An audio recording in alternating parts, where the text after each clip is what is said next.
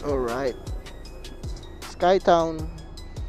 Hindi nga na siya nakakilis ngayon. Yun. Ganda pala ng ano niya. Panel niya. Laki. Ganda yung gato niya. Hindi ka na. Kitang kita mo tuloy ngayon. Uy, ang ganda ng hatak. Ano? Kaso may empty na. Naka TCS siya. Ayun, may tunog talaga. Ganito to. Maririnig mo yung ano. May ilaw na. May ilaw na, tumutunog pa.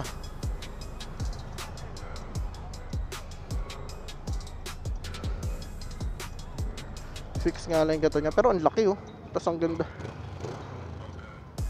Laki niya, linaw. Meron din passing light oh.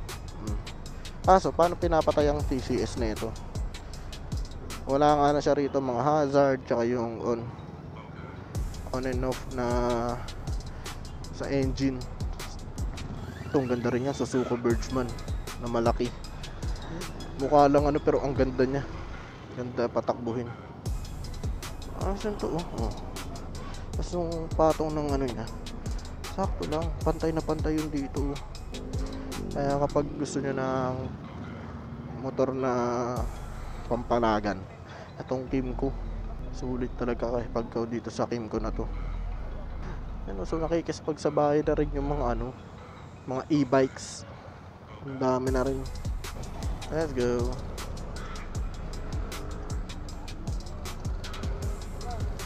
Thank you.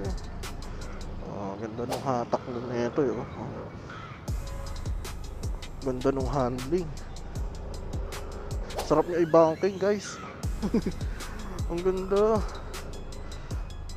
Hindi ka kakabahan na iyan na siya. Liko-liko.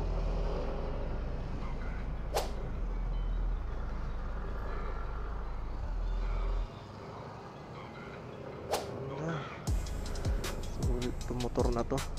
Skytown. Skytown na Kymco. Sa hatak niya, oo. Ganda, ang linis. Oh. Kung ano yung hinihingi mo, ibibigay niya, guys. Kung ano yung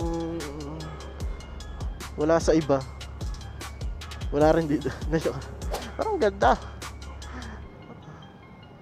Kung ang need nyo lang naman ay makapunta sa point A to point B na scooter, eto na yun. May traction control, may ABS naman siguro to. Hindi ko lang alam kung harap likod, pero you can check naman sa website nila. Ayun lang talaga yung mga nakakaano sa Aerox.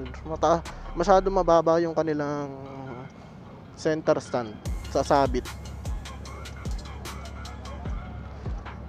Ay Kymco nga pala tayo.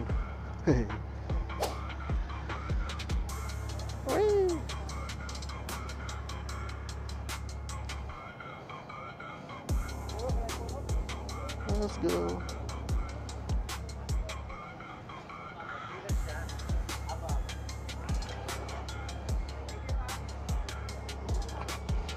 Ganda na ito. Jump pack. Ganda. Disc brake na ang likod. Oh, diba? Ay, walang ABS yung likod. Harap. Meron. Front lang. Pero okay. Sa upuan niya, lambot din oh. Lambot oh. Kasi lalo na yung pang likod. Ganda.